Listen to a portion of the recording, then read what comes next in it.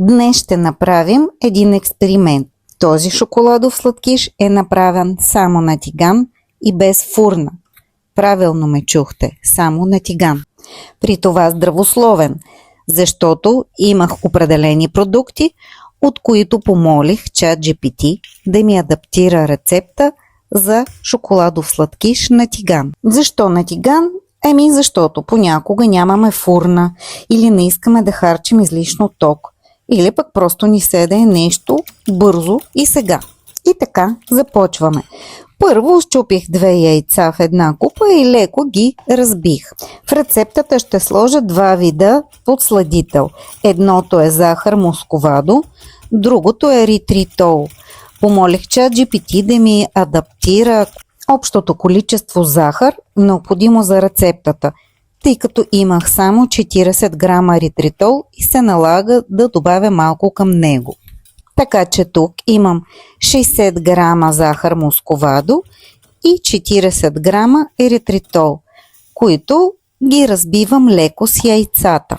В описанието към видеото ще разкажа как може да направите тази рецепта и само с захар или само с еритритол. За сега правя рецептата с наличните продукти, така помолих ChatGPT, като му описах всичките продукти и да е максимално здравословна. След като разбих яйцата с двата вида подсладител, добавих малко мляко и 70 грама разтопено кокосово масло. То също може да бъде заменено с краве масло в същото количество. Сега е ред на сухите съставки, а именно бадемово брашно, брашно от рошков, малко бак пулвер и сол.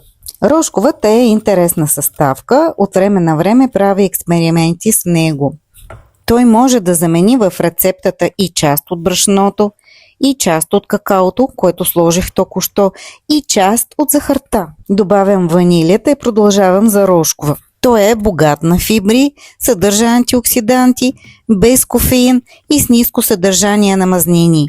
Така че смятам, че дадохме всичко възможно от себе си, за да създадем максимално здравословен десерт от съставки, с които разполагах аз, и ChatGPT ги компилира в една рецепта. Да повторим, разбихме 2 яйца с еритритол и захар мусковадо, би могло да бъде само с еритритол, но разполагах само с 40 грама, към които добавихме малко мляко и кокосово масло.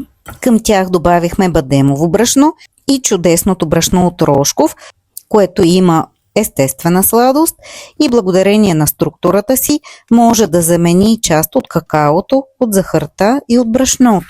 Също така сложихме какао, малко бак пулвер, типка сол и ванилия. Освен това ще сложа шоколадови капки, но тях накрая. Още от самото начало сложих на котлона незалепващ тиган на среден огън да се загрява. Докато разбърках всичко, тигана ми беше на котлона. Той вече е добре загрят. Слагам му кокосово масло, с което ще се приготвя сладкиша. Изсипвам цялата смес на тигана, леко го размесвам с кокосовото масло, изравнявам малко крайчета да не са така наръфени и доста щедро поръсвам с шоколад, защото все пак правя шоколадов сладкиш. Освен това, моят шоколад е доста качествен, позволява да бъде печен, натурален е и няма никакви изкуствени добавки. Вие можете да използвате всякакъв шоколад. Покриваме сладкиша с капак, аз нямам такъв, нагодих един поднос. И нагласявам точно 20 минути на слаб до среден огън. И да видим след 20 минути какво получихме. Проверявам с клечка готовността и тя излиза суха. Също така, когато размърдам тигана, виждам, че сладкишът лесно се движи. Със сигурност бих могла да го изкарам целия, но не искам да рискувам да ми се изплёка всичко извън чиния, затова ще го нарежа на парченца, за да ги разгледаме и отвътре. Парчета доста добре се нарязват, лесно се отделят, малко залепват за ножа, но при все това са достатъчно плътни и с добра структура. Въпреки че сладкишът малко се рони, е достатъчно влажен. На вкус е приятно сладък, умерено горчив и носи специфична нотка на рошкова, което е сладко-горчиво с леко карамелен вкус. Не е класическо брауни, но е съвсем достоен заместител. Прави се много лесно, не са нужни никакви умения, освен правилните продукти, и смятам експеримента за удачен.